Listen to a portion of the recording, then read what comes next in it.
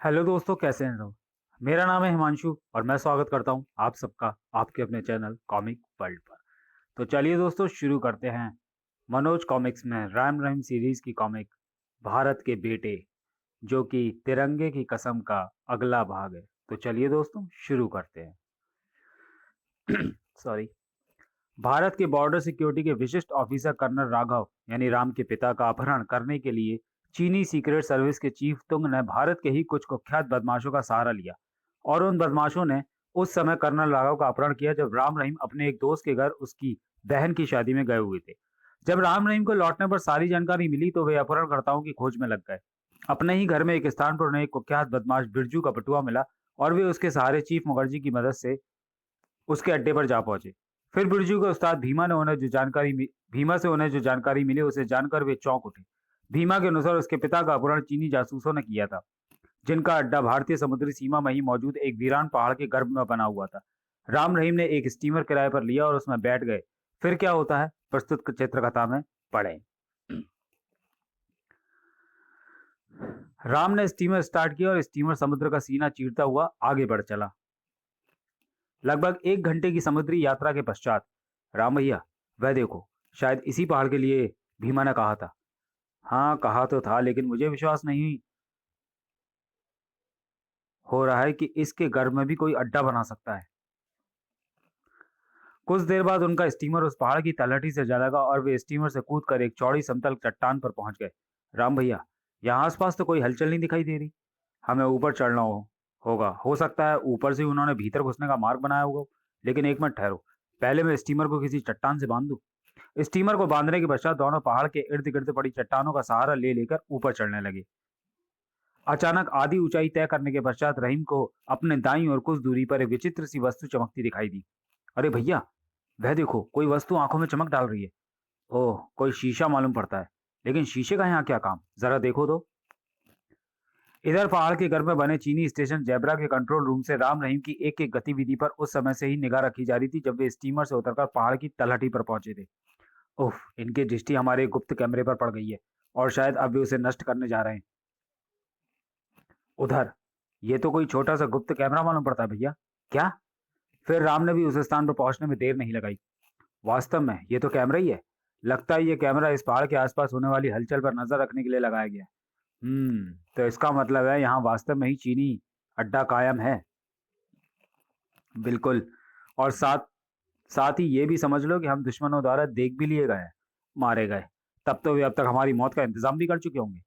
हो सकता है, लेकिन इस कैमरे का तो बाजा बजा ही देता हूँ। लेकिन राम भैया, इस कैमरे के टूटने से ही समस्या का अंत नहीं हो जाता। ऐसे तो न जाने कितने कैमरे इस पहाड़ी में लगे हुए होंगे। चिंता करने से भी तो समस्या का हल होने वाला नहीं। जो होगा देखा जाएगा। जब सिर ओखली में दे ही दिया है तो अब मूसलों से क्या डरना। चलो ऊपर चलते हैं। दोनों पुनः ऊपर चढ़ने लगे। उधर अड्डे में, जाओ मिस्टर बांगली को सूचित करो कि 2 छोकरे पहाड़ पर चढ़े आ रहे हैं और वे हमारा एक गुप्त कैमरा भी नष्ट कर चुके हैं। जी बहुत अच्छा। सूचना मिलते ही बांगली भी वहां पहुंचा। अरे राम रहीम, ओह, ये कमबख्त यहाँ तक कैसे आ पहुंचे? श्रीमान, ये दोनों यहाँ तक एक स्टीमर पर आए हैं, लेकिन समझ में नहीं आ रहा कि ये यहाँ क्यों आए हैं। परंतु बांगली सोच रहा था, कहीं भीमा अथवा उसके साथियों से तो इन्हें हमारे अड्डे का पता नहीं चल गया। किंतु ये कैसे संभव हो सकता है? भीमा तो हमारा विश्वस्त एवं पुराना एजेंट है। आप क्या सोचने लगे सर? हमारे लिए क्या आदेश है?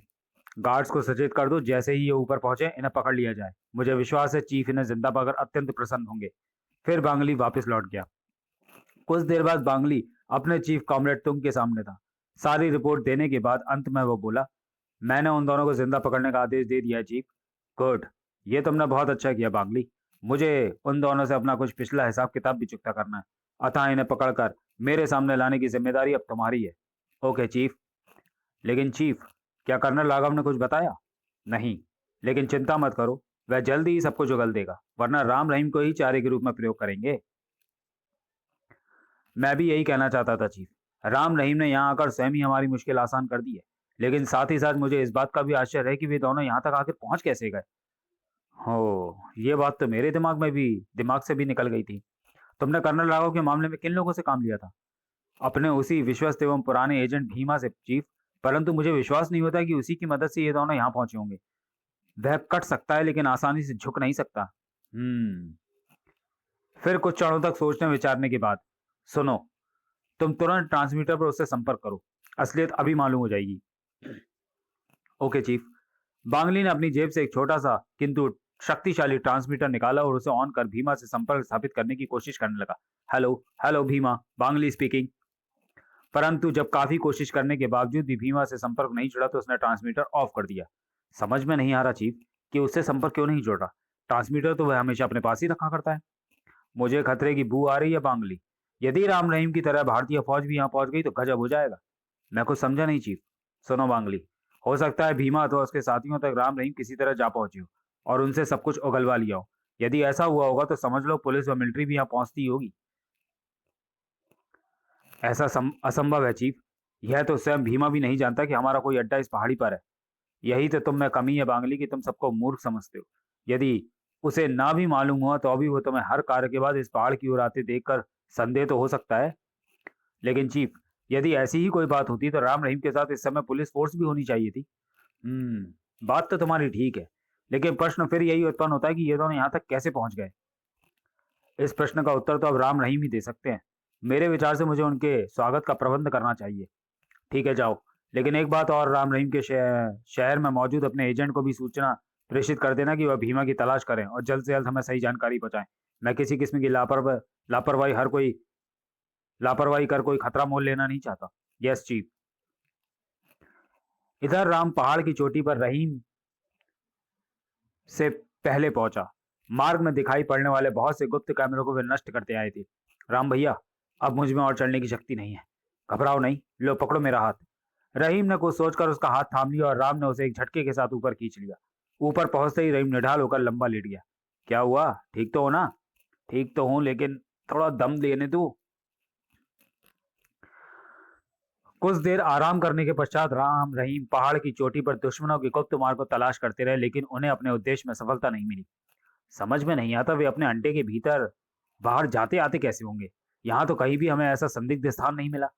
कहीं गुप्त मार्ग है, अवश्य है, लेकिन हो सकता है कि वह मार्ग चोटी पर ना होकर पहाड़ की चढ़ाई पर ही कहीं हो। अभी राम रहीम आपस में विचार विमर्श कर ही रहे थे कि तभी, ओह, ये कमबख्त कहाँ से आ मरे। हाथ ऊपर उठा लो छोकरो, खबरदार कोई गलत हरकत करने की कोशिश ना करना, वरना कुत्तों की मौत मारे जाओगे। चलो सैनिकों, इनके रिवॉल्वर अपने कब्जे में ले लो। पलक झपकते ही राम रहीम के हाथों से रिवॉल्वर छिन गए और दोनों बेबस होकर रह गए। शाबाश, अब चुपचाप अच्छे बच्चों की तरह आगे बढ़ो, लेकिन ध्यान रहे कोई भी गड़बड़ करने पर गोली तुम्हारे अंदर होगी और दम बाहर। फिर बांगली और उसके साथी राम रहीम को लेकर एक तरफ बढ़ने लगे। चलो एक तरह से ये भी अच्छा ही हुआ। अब गुप्त मार्ग का पता अपने आप लग जाएगा। इसका मतलब है कि गुप्त मार्ग यहीं कहीं है। कुछ देर तक चट्टानों के मध्य से गुजरने के पश्चात वे एक चट्टान के निकट पहुंचकर रुके। बांगली ने उस चट्टान में बने छिद्र के भीतर लगे एक बटन को दबाया। तो यहाँ है गुप्त मार्ग खोलने का बटन। बटन के दबाते ही वह चट्टान एक तरफ सरक गई और नीचे जाने के लिए वहां सीढ़ियां दिखाई देने लगी। चलो नीचे उतरो, मजबूरी है, उतरना तो अब पड़ेगा ही प्यारे चौंगड़ भाई। फिर वे खामोशी से सीढ़ियां उतरने लगे। पहाड़ के गर्भ में पहुंचने पर, ओह, इतना बड़ा खुफिया अड्डा और हर प्रकार के आधुनिक उपकरणों से सुसज्जित, गजब का बनाया है। ऐसे अड्डे की तो सपने में भी उम्मीद नहीं की जा सकती है। तभी बांगली सैनिकों को संबोधित कर बोल उठा, तो मैंने कोठरी नंबर 5 में पहुंचा दूं। मैं कॉमरेड को खबर करता हूँ, लेकिन ध्यान रहे ये दोनों ही खतरनाक किस्म के लड़के हैं, अतः इनकी निगरानी में किसी प्रकार की लापरवाही नहीं होनी चाहिए। ठीक है श्रीमान, हम समझ गए। फिर सैनिक राम रहीम को लेकर कोठरी नंबर 5 की ओर चल पड़े और बांगली कॉमरेड तुंग को खबर देने विपरीत दिशा में चल पड़ा। इधर स्टेशन जैबरा के ही एक हिस्से में, साक साक, कर्नल, अब भी वक्त है।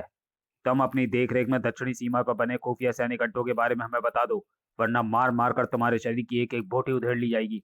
नहीं, हरगिज नहीं, चाहे तुम मेरी चमड़ी उधेड़ कर खाल में भूसी क्यों ना भर दो, मैं अपने देश में कदापि गद्दारी नहीं करूंगा। रस्सी जल गई लेकिन बल नहीं गया। पुचिंग, तुम इसे इतने कोड़े मारो कि इसकी खाल खून बहकर बनकर बहने लगे। और सांगची, तुम इसके शरीर को गर्म सलाखों से तब तक दागो जब तक इसका पूरा शरीर बड़े बड़े छिद्रों से भर न जाए। जो आज्ञा श्रीमान। और दोनों जल्लाद अपने अपने कार्य में जुट गए। आई, उफ। तभी, ठहरो। ओह कॉमरेड, खोल दो इन्हें। लेकिन कॉमरेड, मैं जानता हूं तुम क्या कहना चाहते हो, लेकिन जैसा मैं कह रहा हूं फिलहाल तुम वैसे ही करो। बेहतर है कॉमरेड। शीघ्र ही कर्नल राघव को बंधन मुक्त कर दिया गया। कर्नल, तुम्हें हमारे इस व्यवहार पर आश्चर्य अवश्य हो रहा होगा। बिल्कुल नहीं कमीने, मुझे विश्वास है कि तुम्हारे दिमाग में मुझसे फौजी भेद उगलवाने का अन्य कोई नया तरीका आया होगा। ओह! वास्तव में तुम समझदार हो कर्नल, परंतु क्या तुम ये नहीं पूछोगे कि वह नया तरीका आखिर कौन सा और कैसा है? वह तरीका कैसा भी हो, लेकिन तुम लोग मेरा मुंह नहीं खुलवा सकोगे। इस बार तुम जरूर मुंह खोलोगे कर्नल, क्योंकि कोई भी बाप अपने बेटे का अपनी आंखों के सामने बेमौत मरते हुए नहीं देख सकता। क्या मतलब? मतलब ये कर्नल कि तुम्हारा बेटा राम और उसका दोस्त रहीम इस समय हमारे कब्जे में है। तुम्हारी ही खोज करते हुए यहाँ आए थे, लेकिन बेचारे फंस कर रह गए। नहीं, नहीं, तुम झूठ बोल रहे हो। मैं तुम्हारी बात पर जरा भी विश्वास नहीं कर सकता, मक्कार। अपने लड़के को देखने के पश्चात तुम्हें मेरी बात पर विश्वास हो जाएगा कर्नल। फिर उनकी जिंदगी या मौत का फैसला तुम्हारे ही हाथ होगा। ऑफिसर, ले चलो इसे कोठरी नंबर 5 में। Okay comrade. जब कोठरी नंबर 5 में बंद राम रहीम की दृष्टि सामने से आते कर्नल राघव, तुंग और बांगली व चीनी सैनिकों पर पड़ी। अरे डैडी! ओ अंकल! उफ, कुत्तों ने क्या हालत बना दी उनकी। डैडी! अंकल! मेरे बच्चों!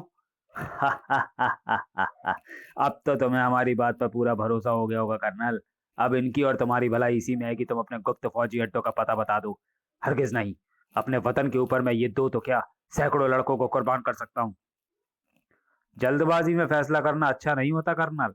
हम तुम्हें सोचने समझने के लिए पूरे 24 घंटे का समय देंगे। उसके बाद भी यदि तुम्हारा यही फैसला रहा, तो इन दोनों की लाशें तुम्हें तोहफे के रूप में दे दी जाएंगी। ऑफिसर, ले जाओ इसे और उसी कोठरी में डाल दो। जब सैनिक कर्नल राघव को लेकर चले गए तो कॉमरेड तुंग राम रहीम से संबोधित हुआ।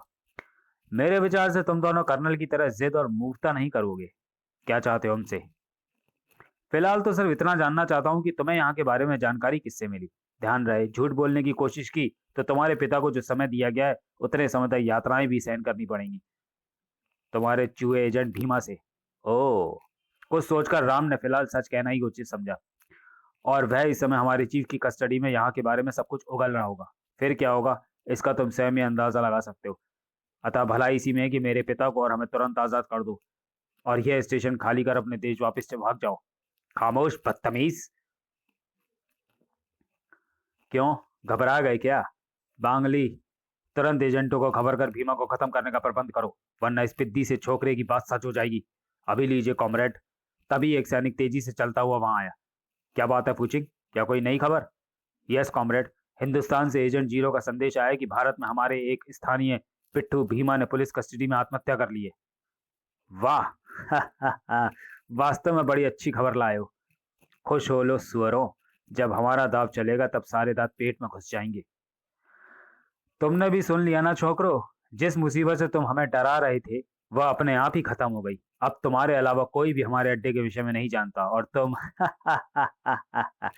तुम दोनों से मुझे बहुत से पिछले हिसाब किताब चुकाने हैं, लेकिन अभी नहीं बच्चों, ठीक 24 घंटे बाद। चलो बांगली। तुंग और बागली के नजरों से ओझल हो जाने के बाद अब क्या होगा राम भैया? कहीं हमारे मुंह से अंकल फौजी राज इन्हें बता ना दें। नहीं, ऐसा असंभव है। मैं डैडी के स्वभाव से अच्छी तरह परिचित हूँ। वे सर कटा सकते हैं मगर सर झुका नहीं सकते। परंतु फिर भी हमें आजादी के लिए कुछ ना कुछ तो करना ही होगा। अंकल के इनकार करने की दिशा में भी ये शैतान उनसे फौजी राज जानने के लिए उन पर और जुल्म करने से बाज नहीं आएंगे। वैसे भी ये अब तक उनकी काफी बुरी गत बना चुके हैं। तुम ठीक कहते हो। हमें जो कुछ भी करना है इन्हीं 24 घंटों के बीच ही करना है और स्वयं ही करना है, क्योंकि बाहरी मदद की कोई आशा नहीं है। परंतु कुछ करने के लिए हमें सबसे पहले इस कोठरी से बाहर निकलना होगा, जो कि पहरेदारों के रहते संभव नहीं। ठहरो, मुझे कोई युक्ति सोचने दो। ठीक है, तुम भी सोचो और मैं भी अपनी खोपड़ी लड़ाता हूँ। फिर दोनों वहां से निकलने का कोई उपाय सोचने लगे। शीघ्र ही आइडिया। रहीम, मेरे दिमाग में एक बढ़िया उपाय आया है, कान इधर लाओ जल्दी। ओह! रहीम तुरंत राम के निकट हो गया और राम धीरे धीरे उसके कान में कुछ कहने लगा। तभी द्वार पर पहरा दे रहे एक पहरेदार की दृष्टि अचानक उनकी ओर घूमी।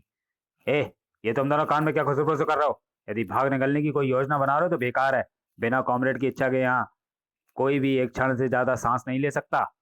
मैं जानता हूँ भाई, लेकिन ये कमीना मुझे यहाँ से भागने के लिए उकसाकर मरवाना चाहता है। परंतु अब मैं इसके बहकावे में नहीं आ सकता। इसी के कारण आज मेरी जान पर आ बनी है। क्या कहा? मेरे कारण? कुत्ते, ये क्यों नहीं कहता कि तेरे कारण मेरी जान पर आ बनी है? रहीम क्रोध से राम पर झपटा। गाली देता है? अब मैं तुझे जिंदा नहीं छोड़ूंगा। धाक! उफ! राम की आंखें भी क्रोध से सुलग उठी। तेरी ये हिम्मत मुझ पर हाथ उठाए? ले चख मजा। काक! आई! फिर दोनों बाकायदा किन्हीं भूखे भेड़ियों के समान एक दूसरे से गुथ गए, जबकि दोनों पहरेदार हैरान थे। का का उफ आ! पता नहीं अचानक क्या पागलपन सवार हो गया इनके ऊपर। ये दोनों तो एक दूसरे को बोटी बोटी नोचने पर आमादा है। जब काफी मना करने के बावजूद भी राम रहीम एक दूसरे से अलग नहीं हुए तो मैं कहता हूं बंद करो ये सब, वरना मैं दोनों को गोली मार दूंगा। नहीं दोस्त, भूल से भी ऐसा मत कर बैठना, वरना कॉमरेड हमें कच्चा चबा जाएगा। कर्नल से फौजी भेद उगलवाने के लिए इन दोनों का जिंदा रहना बहुत जरूरी है। ओह फिर द्वार खोलकर एक को तुम संभालो, दूसरे को मैं संभालता हूँ। द्वार खोलकर वे दोनों राम रहीम की ओर बढ़े। हटो दोनों अलग, वरना अब हमारे हाथों पिटोगे। और तभी का आ, आ! बेटा, ये सब ड्रामा तो हम केवल तुम दोनों से ही निपटने के लिए कर रहे थे। फटाक आई! बस ये लात खाओ और बेहोश हो जाओ। खटाक ओए मरा! अगले ही पल दोनों पहरेदार फर्श पर बेहोश पड़े थे।